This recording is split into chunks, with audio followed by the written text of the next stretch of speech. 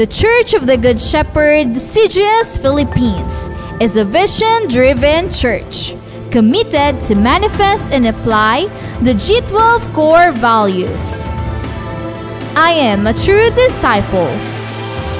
Christ-likeness and multiplying ministry.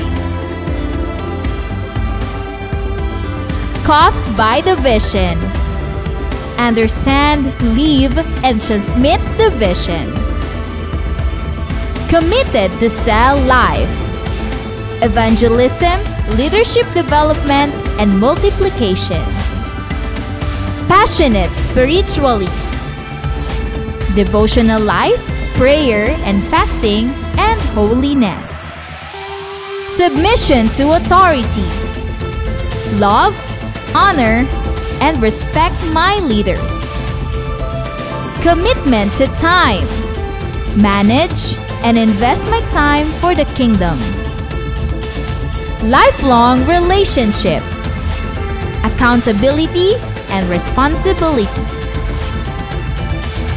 I love equipping and training. Training is my happy hour. I am a leader of 12 disciples. I am born to multiply. Accomplishing church goal setting. I support, help, and fulfill the goals. I want to see my church grow. Pray, work, and invest. The importance of young people. I will prepare the next generation.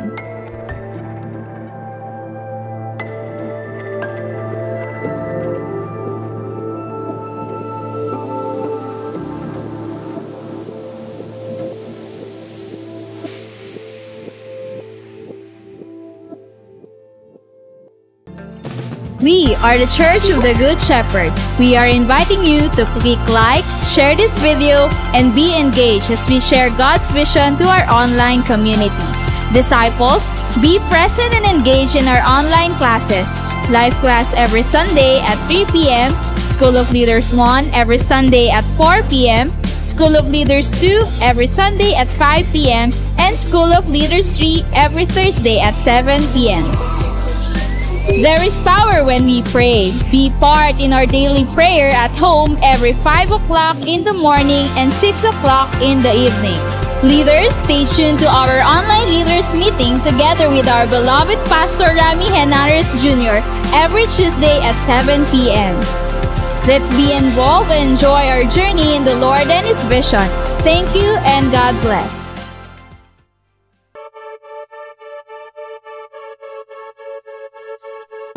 The Church of the Good Shepherd aims to make the vision of God manifest in the lives of people. People come not just to hear the Word of God, but at the same time train them as a disciple of the Lord Jesus Christ. Every Sunday after the worship service in the morning, disciples come in the afternoon to be trained in the class. Discipleship training consists of life class, where people learn how to live a life according to the will of God. After life class, they will level up and be trained to become a disciple and leaders through a class that we called as School of Leaders 1, 2, and 3. Though the pandemic strikes, discipleship training never stops.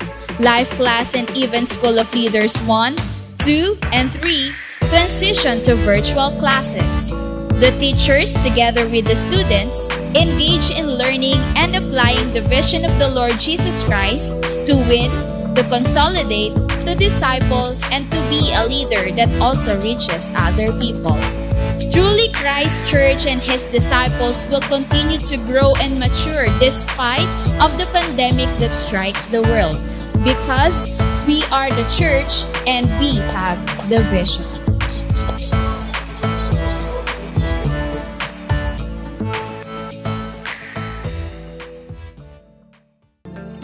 We are the Church of the Good Shepherd. We are inviting you to click like, share this video, and be engaged as we share God's vision to our online community.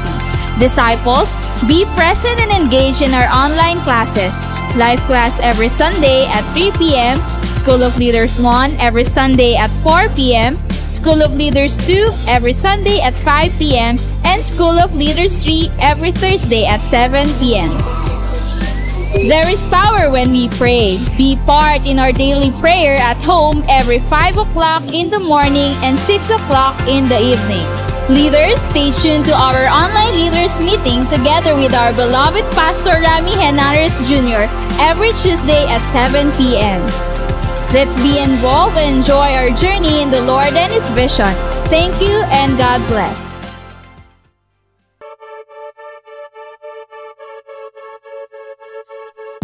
The Church of the Good Shepherd aims to make the vision of God manifest in the lives of people.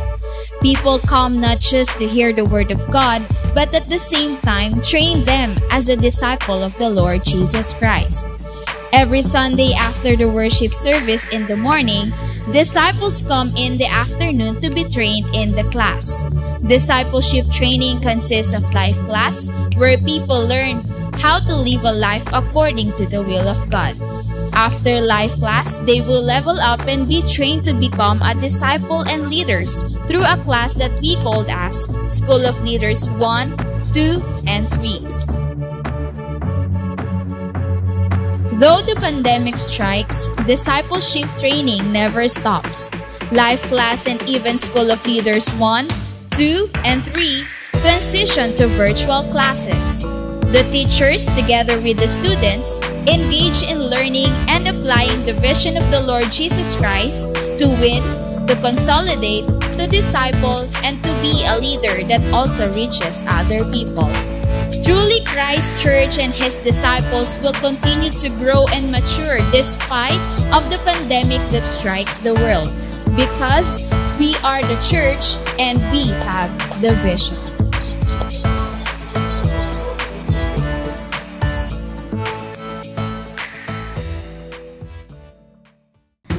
The Church of the Good Shepherd, CGS Philippines, is a vision-driven church committed to manifest and apply the G12 core values.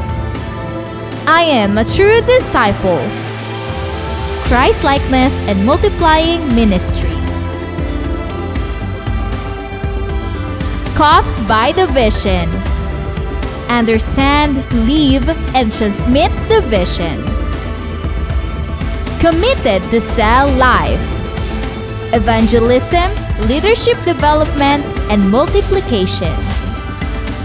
Passionate spiritually, devotional life, prayer and fasting, and holiness. Submission to authority, love, honor, and respect my leaders. Commitment to time, manage, and invest my time for the kingdom. Lifelong relationship, accountability, and responsibility. I love equipping and training. Training is my happy hour. I am a leader of 12 disciples. I am born to multiply. Accomplishing church goal setting. I support, help, and fulfill the goals. I want to see my church grow. Pray, work, and invest. The importance of young people. I will prepare the next generation.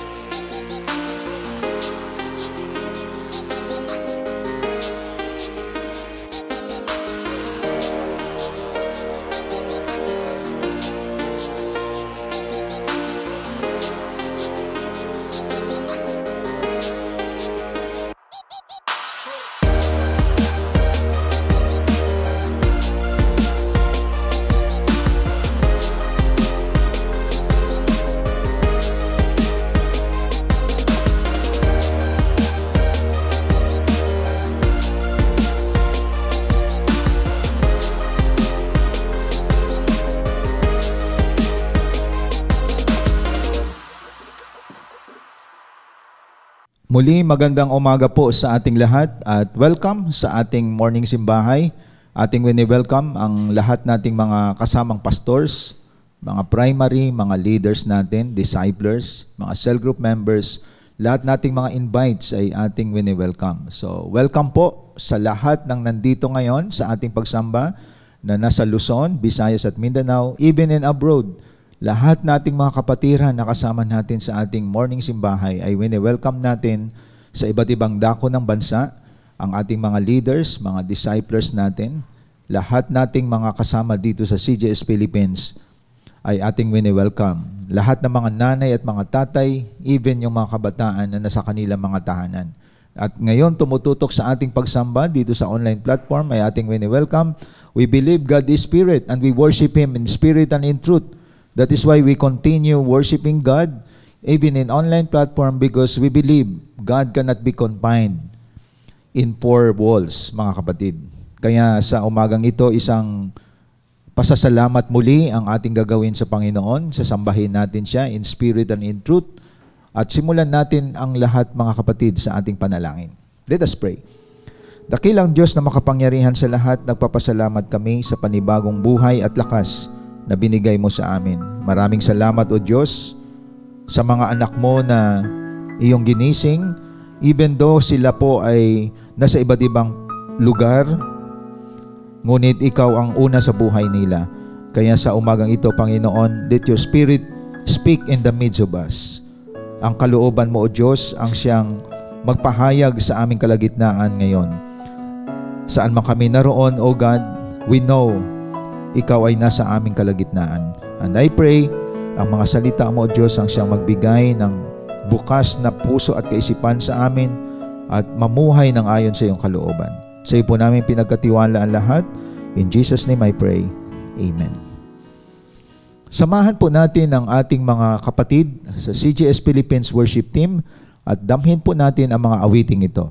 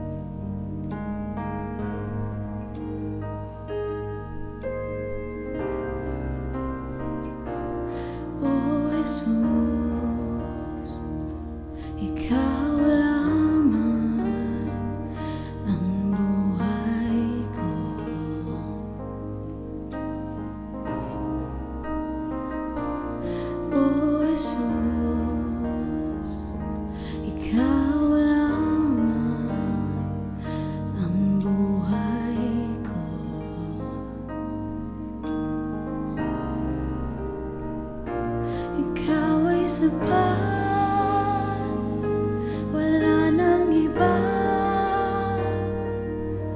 Kaligayahan ko, kaganapang ko, Jesus. Ikaw lamang ang buhay ko. O Jesus, ikaw lamang ang buhay ko. Ikaw ay sabat, walang iba. Kaligayahan ko, kaganapang ko, Jesus. Ikaw lamang ang buhay ko. O Jesus,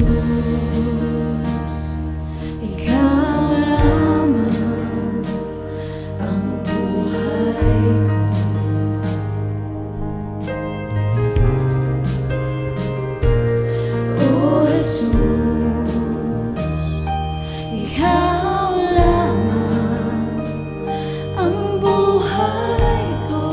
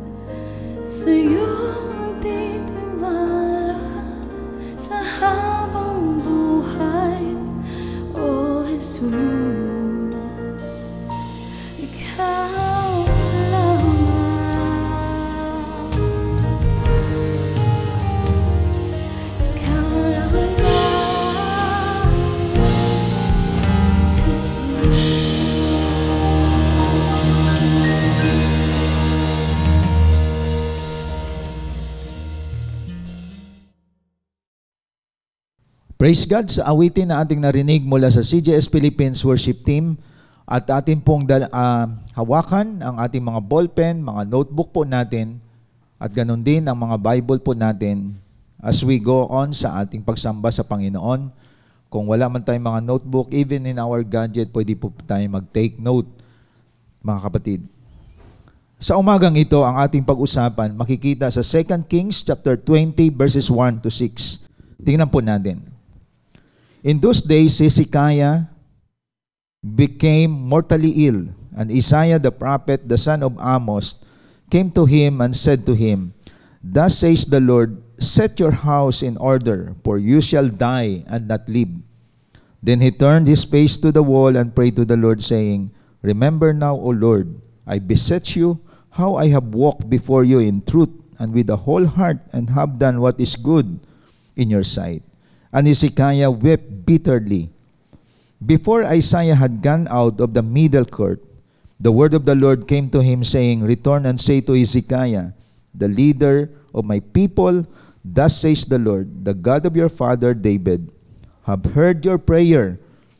I have seen your tears. Behold, I will heal you. On the third day, you shall go up to the house of the Lord. I will add 15 years to your life, and I will deliver you and this city from the hand of the king of Assyria, and I will defend the city for my own sake and for my servant David's sake. Dito sa binasa po natin, isang patunay na ang Diyos natin is the life giver. Siya ang Diyos na nagbibigay ng buhay. So, isa sa tandaan natin, ilagay natin sa ating puso at isip, na ang Diyos ang source of life, siya ang giver of life. Kaya kung ating pansinin mga kapatid, ang tao, pinaka-importante sa buhay niya everyday ay meron siyang another life. Na paggising mo, humihinga ka ba? It's a gift from God. Paggising mo, buo ang pagkatao mo na healthy ka pa din. And it's from God. Kaya pansinin po natin, no? Kahit anong pag-iingat mo ng katawan mo, kakain ka ng mga healthy food, ingatan mo ang sarili mo na hindi ka magkasakit, at the same time ay mag-i-exercise ka, lahat ng yan ay ino-honor ng Diyos sa atin. Kasi you care for yourself, you care for your body. Pero, pansinin po natin, ang Diyos ang nagbigay, siya din ang kukuha nito ng buhay natin. Kaya everything that we have, binabalyo natin ang trabaho, binabalyo mo yung hanap buhay mo, binabalyo mo ang kalusugan mo, ingatan mo yan, binabalyo mo ang pamilya mo. Pero lahat ng yon baliwala pag wala na tayong buhay. Kaya hindi rin tayo makapaglingkod kapag wala na tayo sa mundong ito. That is why, mahalaga ang buhay mga kapatid. Importante ito sa lahat. Kumakain tayo, nagpapahinga po tayo, nag-exercise po tayo. Meron pa ang iba, merong annual check-up. Kasi we care for ourselves. Ang life na binigay ng Diyos sa atin. Pero ang iba, nangyayari, total bata pa naman ako, iba naging abuso sa pagkain, no? Ang iba kahit pagod na, abuso sa pagtatrabaho, no? At ang kaisipan ng karamihan sa atin, itong dapat mabura sa atin, ang kaisipan ng bata pa naman ako, kaya okay lang yan, nagpupuyat. Bata pa naman ako, kaya dapat tikman ko lahat ng food. No? So, naging abusado tayo sa ating katawan. Kasi isip natin, bata pa ako, nasa 18 pa ako, nasa 20s o 30s. Pero alam ninyo, mga kapatid, isang maling kaisipan na dapat nating tandaan to. Isa sa maling kaisipan na ang kamatayan dumarating sa mga edad na matanda na. Mali po yun. Kasi kung isipin natin, everyday, hindi matatanda ang namamatay. Mga bata ang namamatay. So ang kamatayan ay hindi yung ang edad mo ay umabot na ng 50, 60, 70, or 80. May namamatay teenager. Hindi namatay sa sakit, namatay sa aksidente. No? May mga tao na kung saan nag-exercise pero namatay na heart attack. So isa sa tanda natin, wala sa edad ang kamatayan. Now, bakit ko binabanggit dito sa atin? As we face 2025, isa lang ang hinihingi ng lahat. Ang mabuhay pa. Diba? Kasi kapag buhay ka, nagagawa mo ang maari mong gawin. Pero ang kaibahan kapag ikaw ay nabuksan sa katotohanan, nabubuhay ka para mag-serve sa Diyos. Para maglingkod sa Panginoon. Kasi, tandaan natin mga kapatid, like si King Hezekias, ditong nabasa natin sa 2 Kings 20, verses 1 to 6, dineclare na ng Lord sa kanya. At pinadala si Isaiah, sabihin mo sa kanya, ayusin na niyang lahat. Kasi mamamatay na siya. Ayon. So nag-declare ang Diyos kay Hezekiah na mamamatay na siya. Kaya dito mapapansin natin mga kapatid, ang Diyos ang nagpo-prolong ng buhay. Kaya ang ating paksa sa umagang ito, God prolongs life. May buhay ka, kaya ka pang dugtungan ng buhay ng Diyos. And that is the greatest gift in us.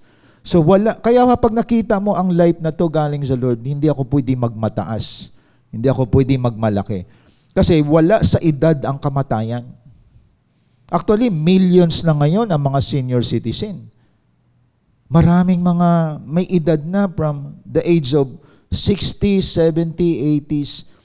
Kasi nag-iingat na sila eh. Pero ang kabataan hindi nag-iingat, kaya manamamatay. Akala kasi natin, pag may edad na, boundary na yan, terminal na yan. Pero mali. Pansinin ninyo, wala pang 20 years old, patay na. Wala pang 30 years old, may namamatay na din. So wala yan sa edad mga kapatid. Kapag ginusto ng Diyos na kunin tayo, wala tayong magagawa. That is why, itong ating pag-usapan, bakit kaya about life ang ating pag-usapan ngayon? Kasi, you cannot serve God if you have no life. You cannot worship Him if you have no life. That is why, itong life na ito, this is the greatest gift of God in us. Kapag may buhay ka, may operation lahat. Isip mo, puso mo, everything is a gift from God. Di po ba? Healthy ka mag-isip, healthy ang pagtibok ng puso mo. Everything, internal organ mo ay healthy, but healthy yan. Sino nagbigay niyan? Hindi ikaw, Diyos yan ang nagbigay. Na dapat makita natin, kaya ka ngayon nag-i-exist, kaya ka may buhay ngayon, dapat ginagamit mo sa Diyos yan.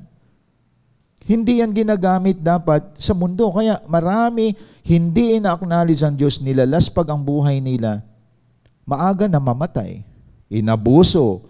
Di po ba? Kaya nga ito ang ating pag-usapan ngayon, God prolongs life. Hindi lang siya nagbibigay ng buhay, nag-i-extend pa ng life. Kaya nakita natin, nung si Hezekiah ay nagbigay ng prayer, nag-pray siya sa Lord. Mapansin ninyo dito, in-extend ng Lord ang buhay niya for 15 years. Kasi may sinabi siya eh. Di ba? Naglilingkod siya sa Lord. Kaya itong ating pag-usapan ngayon, mga kapatid. Tandaan natin, ang isang maling kaisipan, kapag ikaw ay nadadagdagan na ng edad, medyo pawala ka na sa mundong ito, mali. Marami ngayon, may edad na, naglilingkod pa kay Lord. Marami dito sa atin, may mga senior tayo, 80 above. Nagdi-disciple pa, naging multiplier pa, at malakas pa. Meron namang kabataan, dahil pasaway, wala ang sakit, namatay. Di po ba? Kasi hindi nagpagamit sa Lord. Kaya pansinin natin, ito yung himay-himayin natin ngayong umaga, na anumang meron sa atin, tinitreasure natin ito, pero dapat ina-acknowledge natin yung giver of life. Because He is the one who prolongs our life. Siya nag-i-extend ng life natin.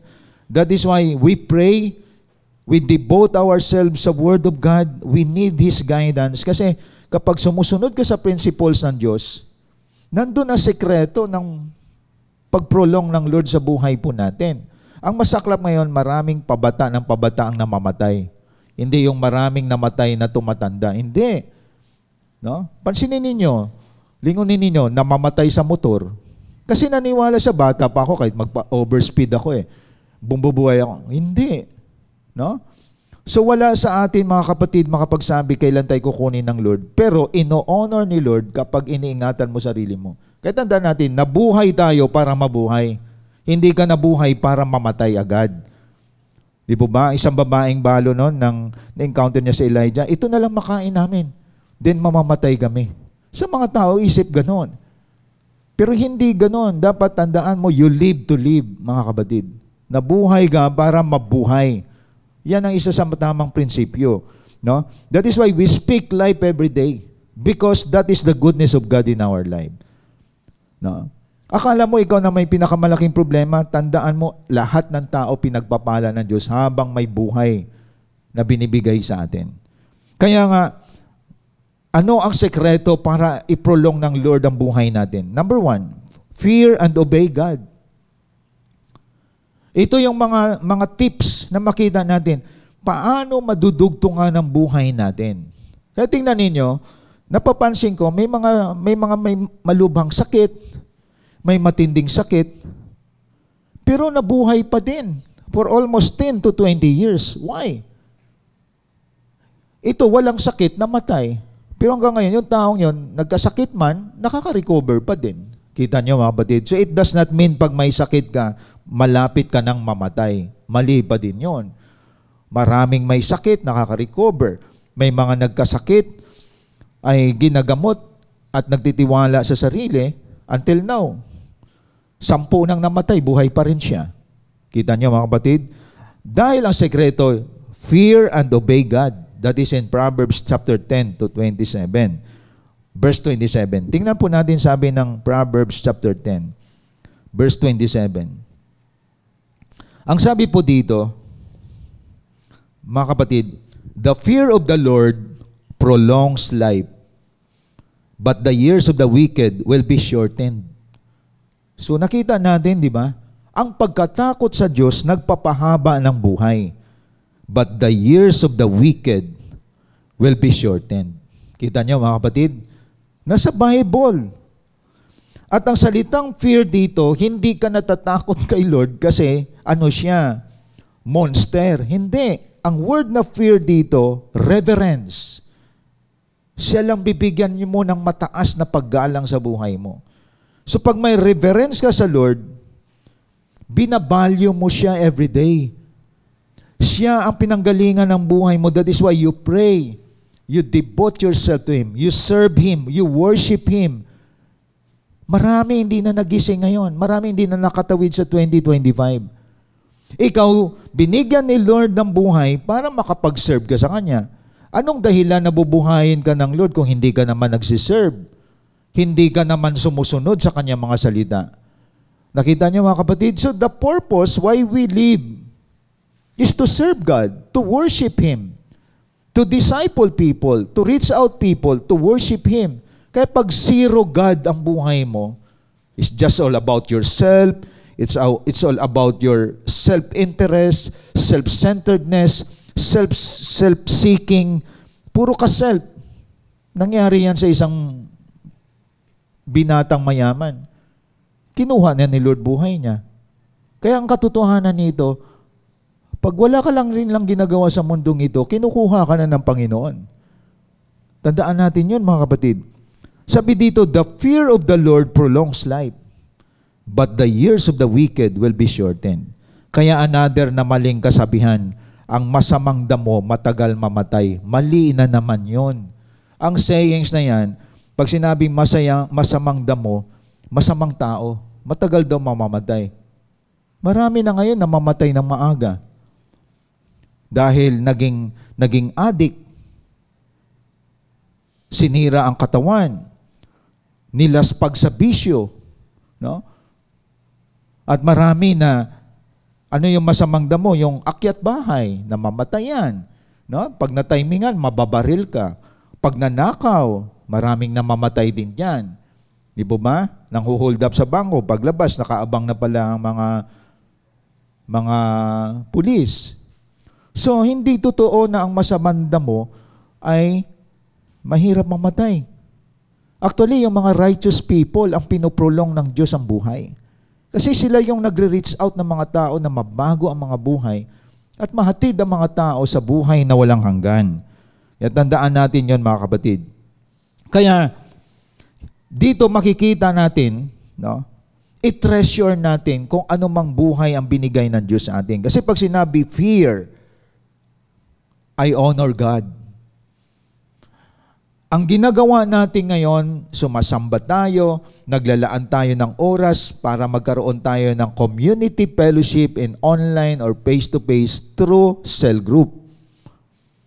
At the same time, nagre-reach out tayo ng mga tao na mabuksan ang buhay nila sa salita ng Diyos, na makita nila, it's only God na siya lang ang source ng lahat ng meron tayo. Lalo na ang pinaka-importante sa tao, buhay na meron tayo. Kaya habang humihinga ka bawat segundo, blessing na ni Lord yun, mga kapatid. At yun ang hindi naging grateful ang karamihan sa atin. Hindi tayo naging mapagpasalamat. Marami ngayon nasa ICU. Marami ngayon nasa bilangguan. Marami ngayon nasa libingan. 3 yan. Pero wala ka dyan. Wala ka sa sementeryo, wala ka sa bilangguan, wala ka sa hospital. Yun ang pasalamatan natin. Maraming mga ungrateful people. At kapag ungrateful ka, malayo ka na sa Lord. Yung mga bagay na dapat mong pasalamatan, hindi mo nakikita. Nabulag ka kasi sa sarili mo. Kaya hindi ka natatakot sa Diyos at hindi ka sumusunod sa Diyos. Isabi ngayon sa binasa natin, the fear of the Lord prolongs life. Kaya dapat niyong malaman to, kayong mga nagsisimbahay. Bakit kayo nagsisimbahay? Bakit kayo nagbabasa ng Bible? Bakit kayo sumasamba sa Lord? Bakit kayo nagre-reach out sa mga tao? Mataas ang respeto mo sa Lord eh. Kumbaga, sinasamba mo siya, alam mo na siya ang source ng kung ano ka meron ngayon. Not only life, but anumang mga material things na meron ka galing sa Lord yon. Kaya deserve siya na unahin mo siya tuwing Sunday. Sunday is a special day for all of us na ang Monday to Saturday, hindi na kinukuha ni Lord sa iyo yan. Kaya nga, as we fear God, we value Him. Na kahit nasa online tayo, hindi ka nakasando, hindi ka nakashort. Kumbaga, nakadamit ka pagsamba sa Diyos because you fear and obey God. Nakita niyo mga kapatid, that is our orientation. Pagdating sa mga cell group, nag-aayos ka sa mga meetings, even we are in online. At doon marami na disiplina. Why? Maganda connection niya sa Lord. Hindi mo binabaliwala ang mga bagay na spiritual. Tinataasan mo pa ng antas mo. Na bago magsimula ang iyong gawain, sa cell group man yan, pagsamba, advance ka ng mga 20 minutes. Nandiyan ka na. Even in online platform. Why? You always think, this life of mine comes from God. Hindi ko ito ginawa, hindi ako nagbigay ng buhay ko. Diyos ang source nito. Nakita niyo po, mga kapatid? So dapat maunawaan natin. Walang pwedeng magmalaki sa atin. Kasi kahit saan tayo, ano man ang kalagayan natin, kapag ginusto ng Diyos na kunin ka kahit wala kang sakit, pwede ka mamatay. Pwede tayong mamatay. Nagtataka tayo, healthy nito, healthy living. Ang buhay nito, nag-iingat ito. Ba't inatake sa puso? So makikita natin, may ginawang violation sa Word of God eh. No? Kaya dito makikita natin, the first point natin is very important. Kapag mayroon kang takot sa Diyos, automatic, you obey Him. Ayon. That is why, ang lahat ng obedient people, pinoprolong ni Lord ang buhay. Pinapahaba pa ni Lord ang buhay. Kaya tingnan ninyo sa Old Testament, even in New Testament, lahat ng mga nagsiserve sa Lord, talagang hinahabaan ng Lord ang buhay. What's the purpose?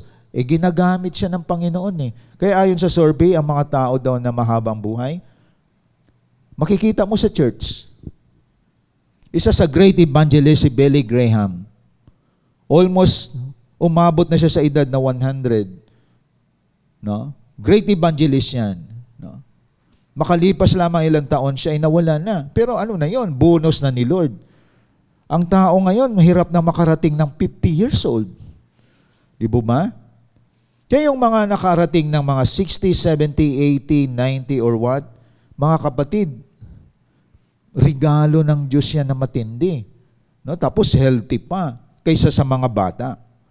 Kaya dito makikita natin, the key here is you fear and obey God. Diba? Tapos ino-honor ni Lord if you care for yourself.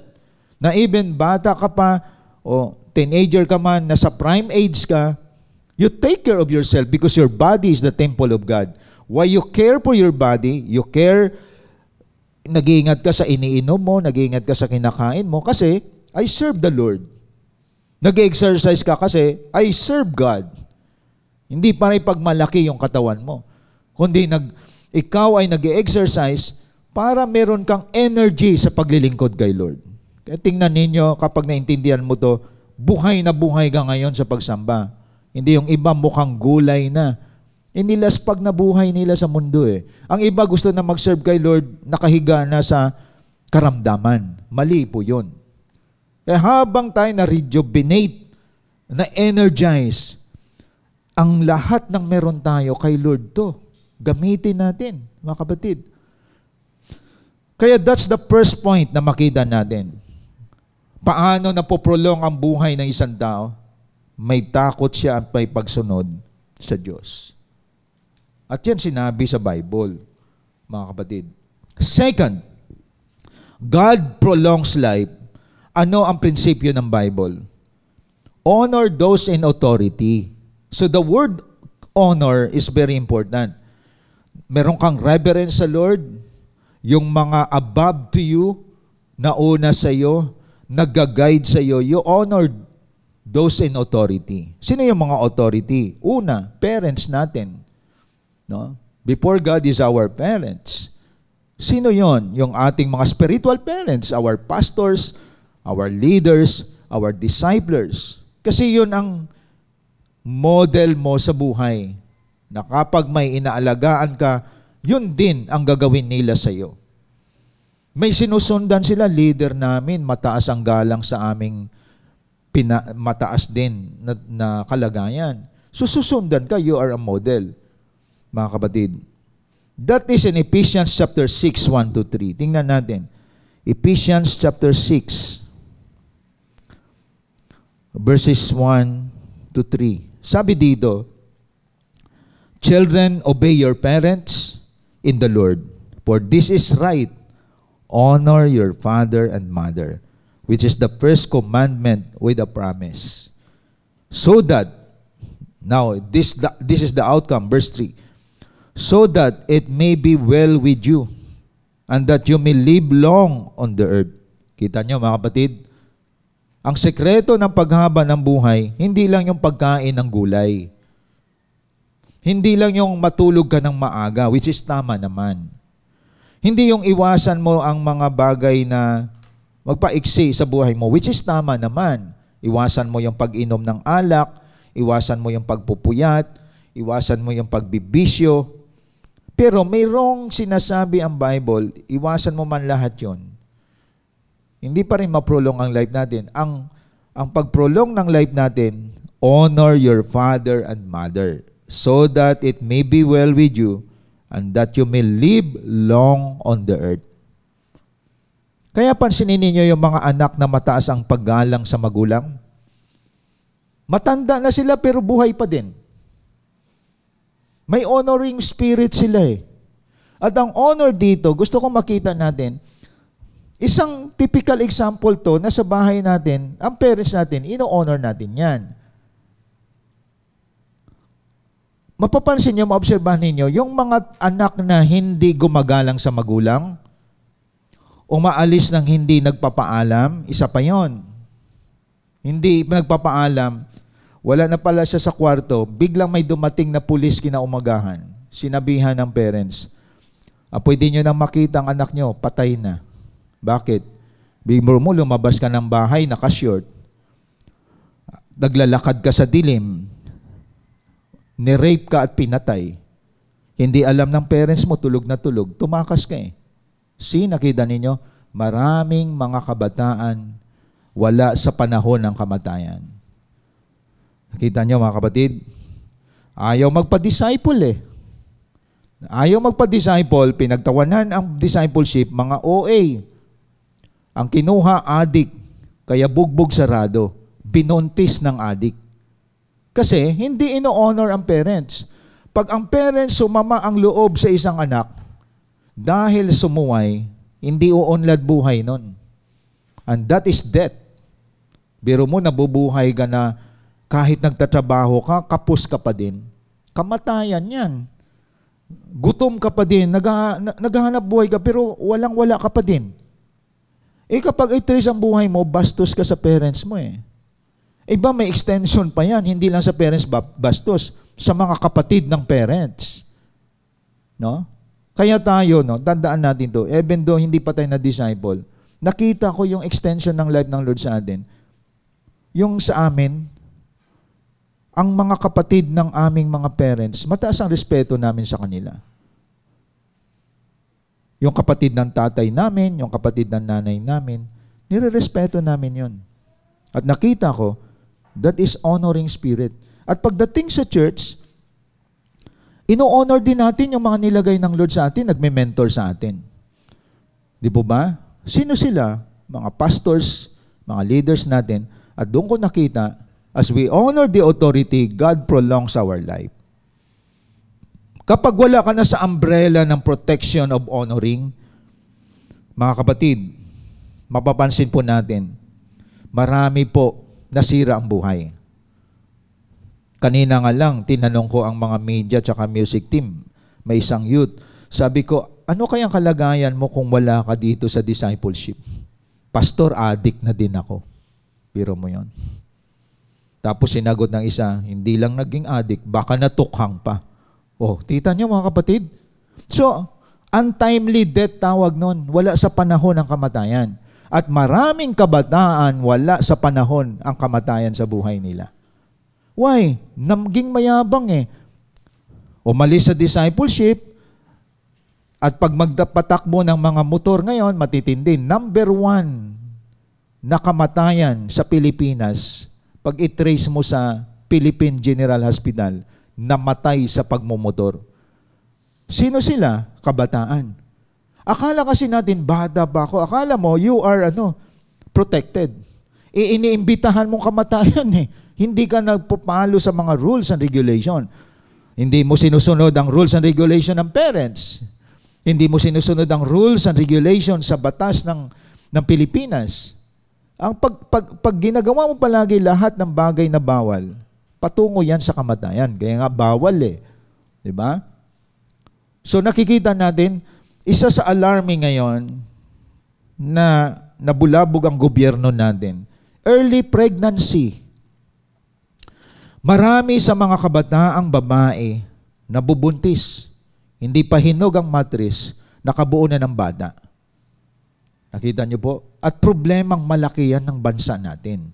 Bakit may mga bata pa nabubuntis na? Pagsuway sa parents yun eh. At kapag early pregnancy, pwedeng mamatay ang sanggol, pati ang nanay pwedeng mamatay. Kita niyo mga kapatid? Kasi violation yon sa prinsipyo ng Diyos. Because of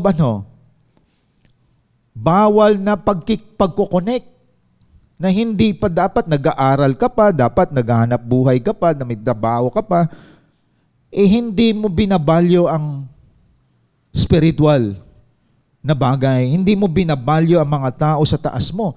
Kaya karamihang namamatay, may dishonoring spirit. Very clear sa Bible. Kapag may honoring spirit ka, you may live long on the earth. You may live long in the earth. Kaya dito nyo makikita mga kapatid, isang paalaala sa atin to, kaya ang Lord nag-a-add ng another life sa atin.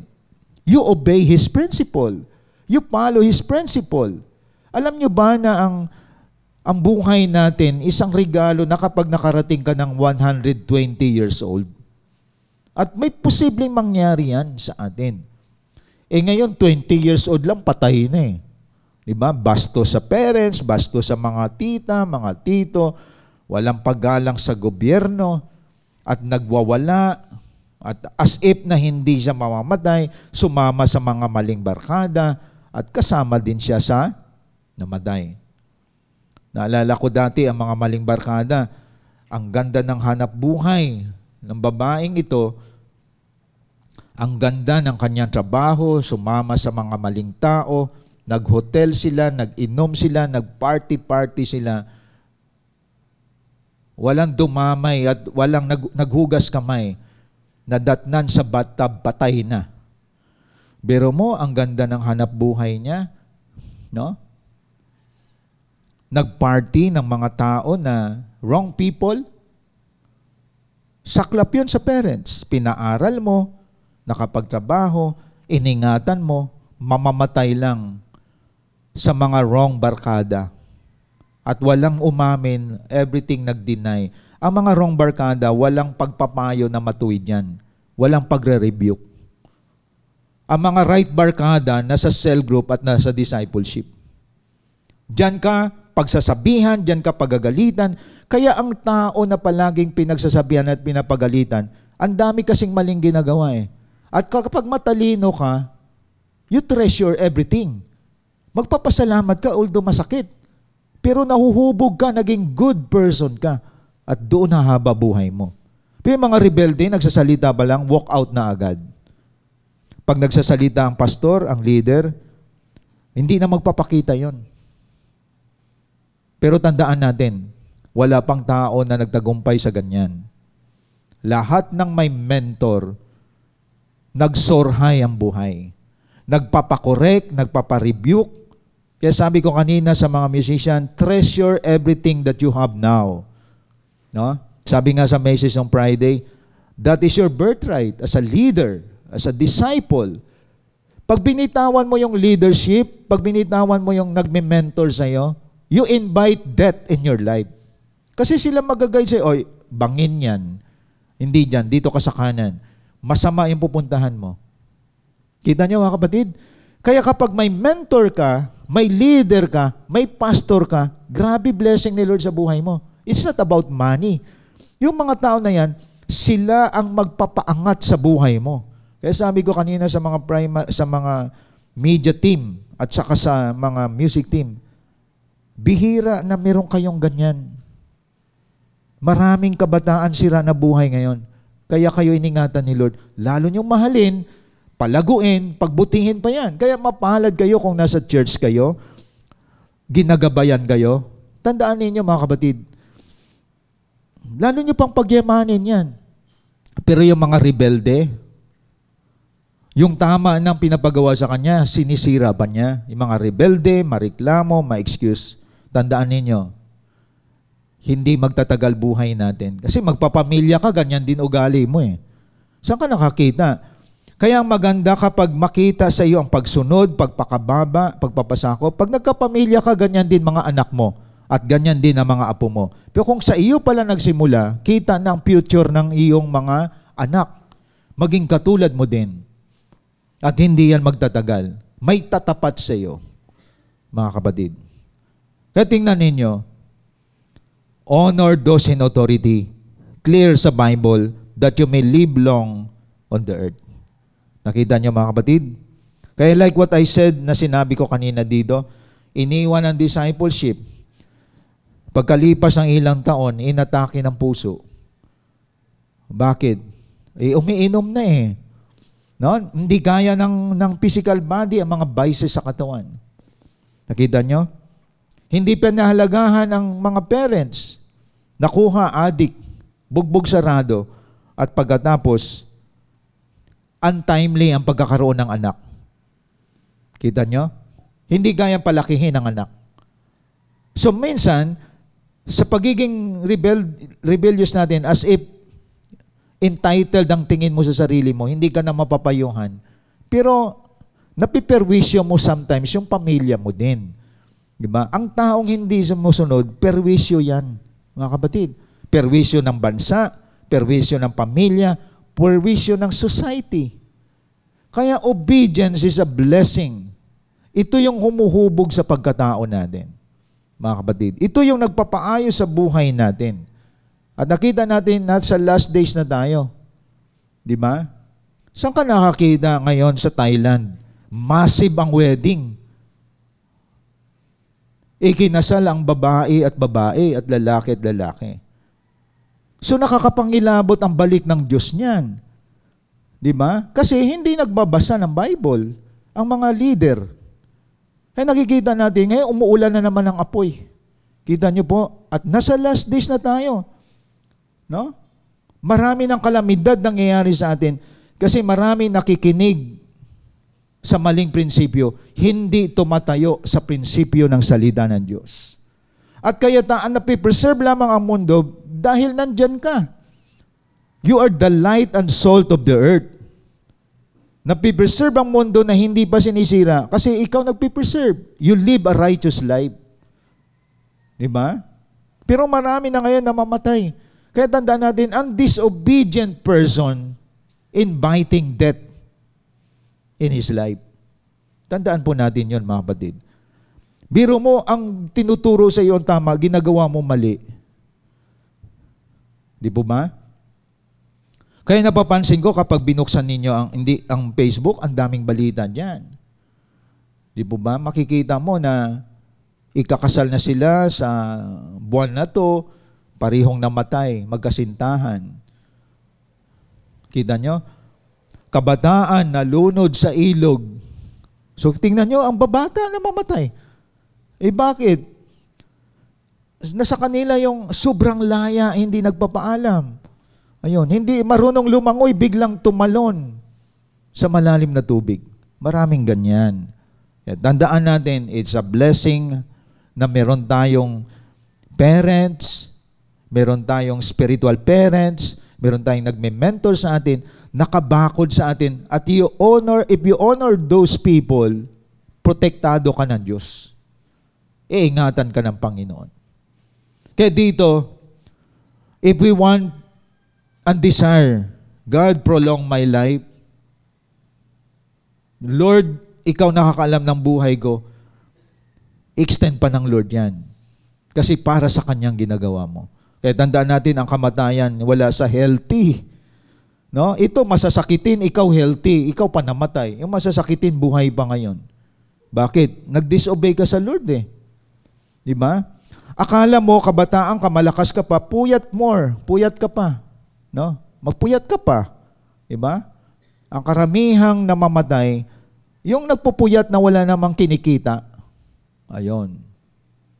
Marami ngayon nagpupuyat kasi may purpose. Nagpupuyat dahil kailangan niya na magkaroon ng hanap buhay para sa pamilya niya. Pero kinikare ni Lord yan. Pero yung nagpupuyat ka sa wala, nilalaspag mong sarili mo, mapaaga buhay natin. So ito, makikita ninyo ngayon mga kapatid, ito ngayon ang nangyayari sa ating paligid, sa ating mundo. Like for example, nalaman ko nga sa ating mentoring, meron palang sumusubaybay sa atin dito, 6:00 ang ating pagsamba. Sa kanila, advance tayo ng 5 hours. Sa kanila, 1:00 ng madaling araw o 2:00. Nandito ngayon yan, nakikinig sa atin. And we really praise God for that, mga kapatid. Ito yung malinaw sa kanila ang pangitain eh. Saan ka nakakita? Ikaw taga rito. Hindi ka napuyat, wala ka naman trabaho. Tulog ka pa hanggang ngayon. Mamaya ka pa magsasambahay pag nagising ka. So nakita ninyo, maraming binibless ng Lord sa mga taong nagbibigay ng sakripisyo sa paglilingkod sa Kanya. Kaya nga, that is honoring God, honoring the authority, honoring the system of the church. Ang Lord ngayon ang mag-a-add ng buhay niyan. Di ba? Kasi sumusunod ka sa leader mo. Kaya nakita ko ang susi ng pagpahaba ng Diyos ng buhay natin. Honor those in authority. Even in our government. Sino man yan, hindi man sila perfect sa pamamahala. Honor them. Di ba? I-honor mo yung pedestrian lane. I-honor mo yung mga traffic lights. Marami hindi sumunod sa traffic light. Kung saan red, doon patatakbuhin. Siya namatay, nakadali pa ng iba. Kita niyo mga kapatid? Violation yun eh. Hindi mo ino-honor ang mga rules and regulation. Kaya nakita po natin, honor those in authority is very important. Kapag may honor ka sa parents mo, ino-honor mo ang government, ino-honor mo yung mga church leaders. Kaya makikita mo, magkakasakit ka man, nakaka-recover ka. Bakit? You have the honoring spirit. And that is very important, mga kapatid. Kaya dito nyo makikita ngayon, ang sikreto ng pagpapahaba ng buhay nasa Bible. Wala sa food we intake, mga kapatid. We need to fear and obey God. We need to honor those in authority. Then the third, this is the third, walk in truth and do what is good in God's sight. Ibig sabihin, lumakad tayo sa katotohanan at gawin ang tama sa harapan ng Panginoon. Balikan na natin ngayon yung 2 Kings chapter 20. Mga kapatid, tingnan natin ang 2 Kings chapter 20. Naging key verse natin, di ba? Nag-declare na ang Lord mamamatay si Hezekiah, sabihin mo sa kanya. Pero ito yung quality statement ni Hezekiah nung dineclare sa kanya, malapit ka nang mamatay. No? Kasi meron siyang malubhang karamdaman. Ito ang prayer ni Hezekiah. Verse 3, 20 verse 3, remember now, O Lord, I beseech you, how I have walked before you in truth and with a whole heart and have done what is good in your sight. So nang malaman ni Hezekiah na malapit na siyang mamatay, tumawag siya sa Panginoon. Sabi niya, alalahanin mo Lord, paano ako lumakad sa iyo sa katotohanan? How I walk before you in truth and with a whole heart have done what is good in your sight. Lord, alam mo naman na buong puso akong gumawa kung anong mabuti sa iyong paningin. Diba? Dalawa yan. Walk in truth and do what is good in God's sight. Binalikan ni Hezekiah si Lord. Panginoon, lumalakad ako sa katotohanan. Hindi ako nagkukunwaring nagsisel group lang. Hindi ako nagkukunwari na nagdi-disciple lang. Hindi ako nagkukunwaring may report pero wala palang tao. Panginoon, totoo ako sa iyo. Tsaka hindi ako nagkukunyaring nagtatides pero hindi pala. So ang nagwo-walk in truth, 100% lahat ng ginagawa niya kay Lord ay true. Kaya listen to this. Kung naglilingkod ka lang kay Lord ng 70-80%, hindi pa totoo yan. Yung kunyari nagdi-disciple ka, kunyari lang nag-reach out ka ng soul, pero wala kang puso dyan. That is not walking in truth. Ang walking in truth, sabi dito, with a whole heart and have done what is good in your sight. Kaya listen, kung nagsiserve kayo kay Lord na hindi naman wholehearted na totoo, kapatid, that is pretending.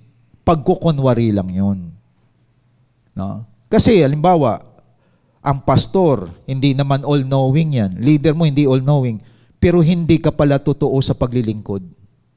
Hindi ka totoo sa ginagawa mo sa gawain ng Lord. Kaya pala palagi kang kinokorek, palagi ka pinaalalahanan, palagi kang sinasaway. Kasi listen to this, if you walk in truth and do what is good in God's sight, hindi ka na palagi nire-remind, hindi ka na palaging pinaalalahanan. Panganay ka na eh. Ikaw na yung isa sa mga leader. Or even though you are a cell group member, piniprepare ka na ni Lord to be a leader. Ibig sabihin, lahat ng galawan, wala nang pagre-remind sa iyo because you walk in truth. And you do what is good in the sight of God. At ito si Hezekiah. Alam niyo anong sagot? Dito sa verse na to, bago si Isaiah umalis, the word of the Lord came to him saying, return, balik ka. Sabihin mo kay Hezekiah, the leader of my people. Kita nyo, cell group leader pala to si Hezekiah. The leader of my people, thus says the Lord, the God of your father David, I have heard your prayer, I have seen your tears. Umiyak eh. Behold, I will heal you, on the third day you shall go up to the house of the Lord. Ito matindi. in verse 6, I will add 15 years to your life. Grabing blessing ng Lord, ano? Ayaw na. Nakita ng Lord, leader ito si Hezekiah. At si Hezekiah, kung idali natin sa time natin, cell group leader. At buong pusong ginagampanan ng pagiging cell group leader. Pwede mo i-demand sa Lord, Panginoon, prolong my life para marami pa akong leader na mai-produce.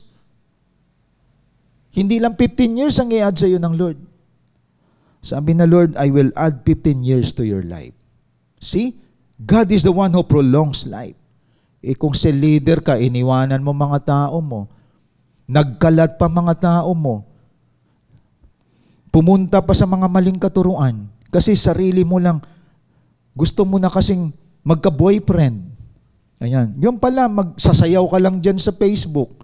Kapatid, handa mo na sarili mo, baka may dumating na dilobyo sa buhay mo. Dahil ang nag-iiwan ng gawain ng Diyos, nag-i-invite ng death. Tandaan natin yon. Abusado tayo sa grace ni Lord, pero tandaan natin kapag nakita ni Lord, napariwara lahat ng mga tao, na maayos ang buhay, ikaw, iniwanan mo. Kita nyo mga kapatid? Alam nyo bang death dyan? Separation from God. Kahit anong gawin mo, puno ka pa rin ng problema. You invite death of your life. Sabi nga na isang pastor, Pastor, alam mo, may lumapit sa akin, laki ng problema. Nagkabuhol-buhol, nagka-problema ang buhay at ang gulo ng buhay ngayon. Simula nang lumayo siya sa Lord. Ganun talaga mangyayari. Sino pa ba mag-aayos ng buhay natin kundi Diyos lang? Sino ba maglalagay ng order ng life natin kundi Lord lang? Sino ba magpapala sa buhay natin kundi Diyos din? Kaya isang malaking maling desisyon sa buhay, akala natin aayos tayo o unlad buhay natin, mapatakbo natin buhay natin without God, without serving Him, without worshiping Him. Maling kautakan yan, mga kapatid. At dito, nakita ng Lord, matino itong si Hezekiah, I will add 15 years to your life. That is 2 Kings 20, mga kapatid. Nakita natin sa verse 3, walk in truth and do what is good in God's sight. Kaya dapat, kung tayo na sa Lord, magpakatotoo na tayo. Maging totoo report mo, totoo ang paglilingkod mo, totoo cell group mo, totoo ka rin nagbabalik ng ikapo mo sa Lord. Totoo ka rin sumusunod sa leader mo. Hindi yung may murmuring ka. Meron kang complaint sa leader mo. Sumusunod ka pero naghihimotok ka. Mga kapatid, you invite death to your life.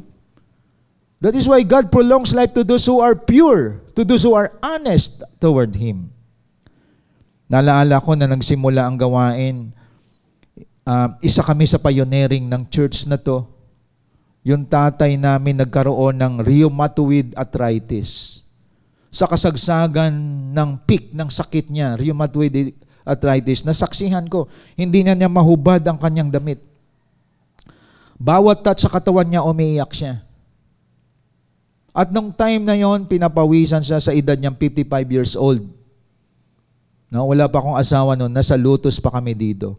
Sa edad niyang 55 years old, nakita ko mismo na bawian siya ng buhay. Wala na siyang hininga. Nag-iyakan na ang mga nasa paligid. Ang mother ko may prayer, Lord, ibalik mo ang buhay ng asawa ko. I asked life to my husband, sabi ng nanay ko. Alam niyo, ang tatay ko, nagising at sabi niya, nauuhaw ako, painumin niyo ako ng tubig. Na-restore ang buhay ng tatay namin. 55 years old siya noon. At alam niyo ba, namatay siya 84 years. Ang extension ng life ng father namin, 29 years old. 29 years, I mean. Sa edad niya na 55, binigyan siya ulit ng Lord ng buhay kasi nagpray ang mother ko, Lord, I declare life because life and death is in the power of the tongue. Tandaan natin yon. If you speak always life, there is life. Namatay ang tatay namin, 84 years old, in extension ng 29 years. At alam niyo ba kung anong ministry ng tatay namin? Kasi rheumatoid arthritis ay nagkakabaluktot ang daliri niya, hirap siya lumakad. Pero may ministry siya na kahit nakahiga siya for almost more than 20 years, meron siyang ministry of prayer. Kung ano kami ngayon, kung ano man ang buhay namin magkapatid, nagpipray siya para sa amin. Biro mo, nakahiga yung father namin. Hindi man lang nagkaroon ng mga sugat ang likod niya. At sabi niya, Pastor, pinagpipray kita. Pinagpipray ko ang gawain. Pinagpipray ko lahat ng nasa church. See? Biro mo, limited na yung galaw mo pero nagpipray ka. Ang iba, nakakarating sa kung saan-saan, hindi nagpipray. Sabi ko, kaya pala binuhay pa siya ng Lord. Kung ako man nag-i-exist ngayon, thank you sa lahat ng nagpipray. Kami mag-asawa. Ako'y natutuwa, ang pinakamalaking tulong niyo sa amin is prayer. And that is ministry. Na Lord, we pray for our pastor, his wife, our leader. Every day, kapag ginagawa natin yun, mga kapatid, that is ministering prayer yan. No? At nakita po natin, mga kapatid, hindi sa amin to, kundi galaw ng Lord dahil may nagpipray sa amin. Even my father, nung namatay siya, yun ang kanyang ministry. Kaya in-extend siya ni Lord ng ilang taon. 29 years. Kaya dito natin makikita, kung ikaw ay lumalakad na sa Diyos, magpakatotoo ka na. Because God is a God of truth. Sabi niya, I am the way, the truth. So hindi ka magtatagal dito kung ikaw ay nagkukunyari lang na naglilingkod. Nagkukunyari ka lang sa ginagawa mo sa discipleship. Sabi ni Hezekiah, Lord, I walk in truth and do what is good in your sight. Declare agad ng Lord. Sabihin mo kay Hezekiah, I will extend his life for 15 years. See? God is the one who prolongs life, not the doctor, not the food we intake. Hindi yung mga exercise na ginagawa natin, tama yan. Ino-honor ni Lord yan. Pero si Lord pa rin ang may final say ng life natin. Kaya ang buhay na to, para kay Lord lang to dapat. Ang buhay na to is the goodness of God in our life. Mga kapatid, siya ang pinanggalingan ng lahat. Kaya lahat na meron tayo, yan ang goodness ng Diyos sa buhay natin. Kaya naway sa umagang ito, mga kapatid, nakita ninyo, it's a great blessing to all of us that we have life. Blessing ng Lord yan. Gamitin natin ito para sa Kanya. Kaya sa ating pagtatapos, God is the source of life. He prolongs the lives of those who live according to His principles. Balik tayo sa Lord. Siya ang i-acknowledge po natin, mga kapatid. Kaya sa ating pagtatapos sa closing prayer, bago ako mag-closing prayer, tinatawagan natin ang CGS Philippines worship team.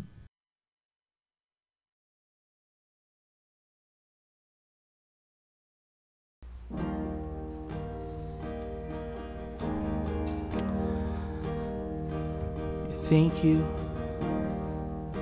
for your goodness in our lives. Thank you, Lord. I love you, Lord, for your mercy never fails me. In all my days, I've been held in your hands, and from the moment that I wake up until I lay my head, oh, I will sing of the goodness of God. I love you, Lord, for your mercy never fails me. In all my days, I've been held in your hands, and from the moment that I wake up until I lay my head, oh, I will sing of the goodness of God. Hallelujah. And all my life you have been faithful. 'Cause all my life you have been so, so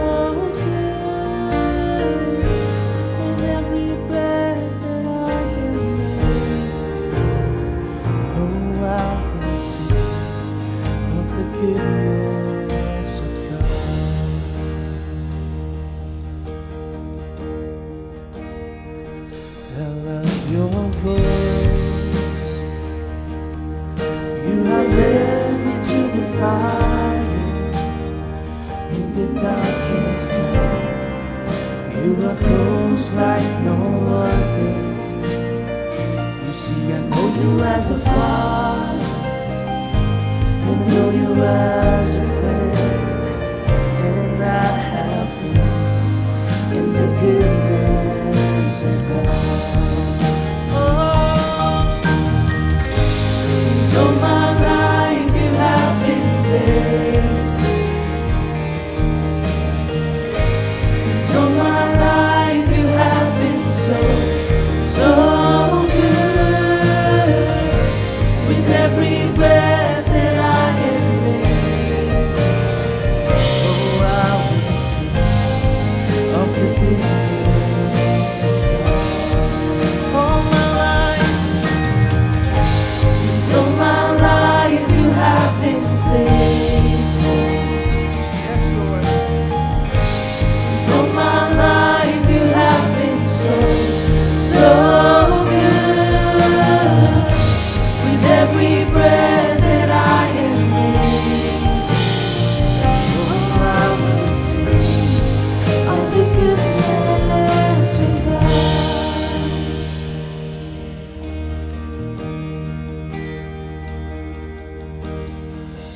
Your goodness is running after, it's running after me. Your goodness is running after, it's running after me. With my life laid down, I surrender now. I give you everything. Your goodness is running after, it's running after me. Oh, we sing. Your goodness is running after, it's running after Yes, me. Lord. Goodness. Your goodness is running after, it's running after me. My life laid down and surrender now. I give you everything. Your goodness is running after, it's running after me. Oh, your goodness is running after, it's running after me. Your goodness is running after, it's running after me. With my life laid down and surrender now, I give you everything. Your goodness is running after, it's running after me. Oh, your goodness is running after, it's running after me. Oh, yeah. Your goodness is running after, it's running after me. With my life laid down, I surrender now. I give you everything. Your goodness is running after, it's running after me.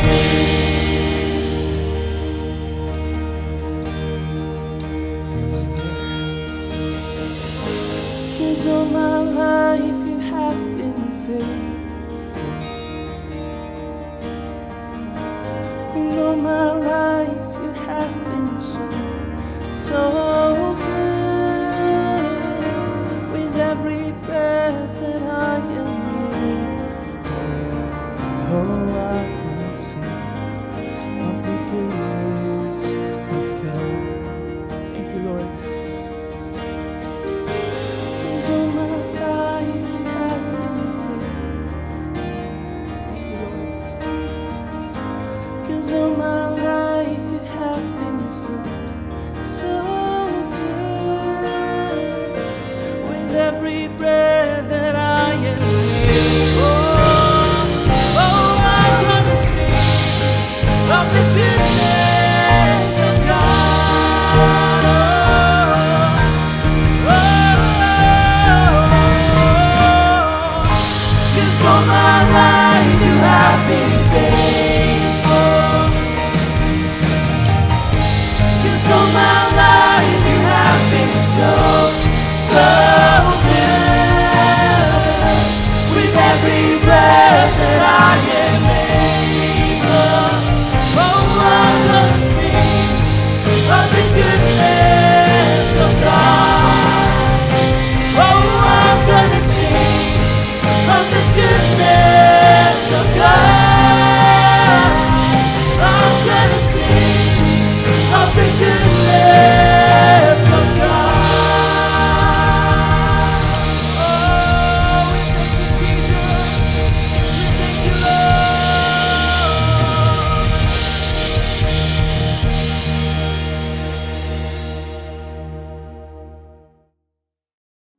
Let us pray.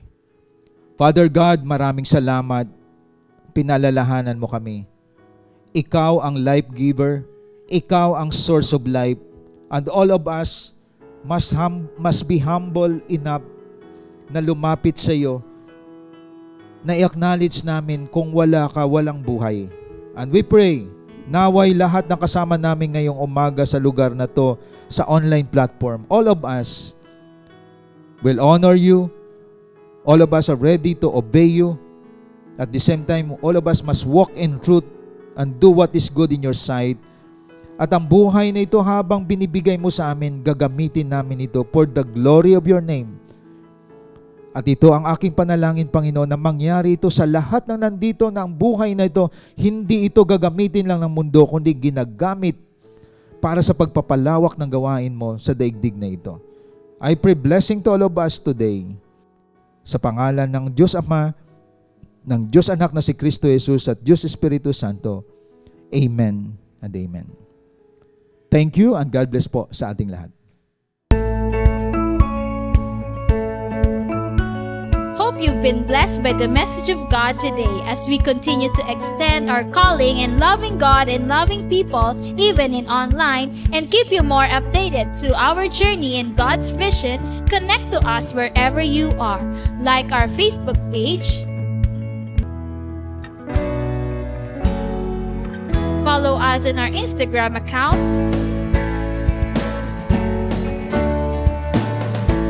and subscribe to our YouTube channel. Be a blessing and always be updated. Are you blessed? Now it's time for you to become a blessing online by sending stars to support our local church and take part in our lot project. And be a cheerful giver through sending your tithes and offering to our GCash account.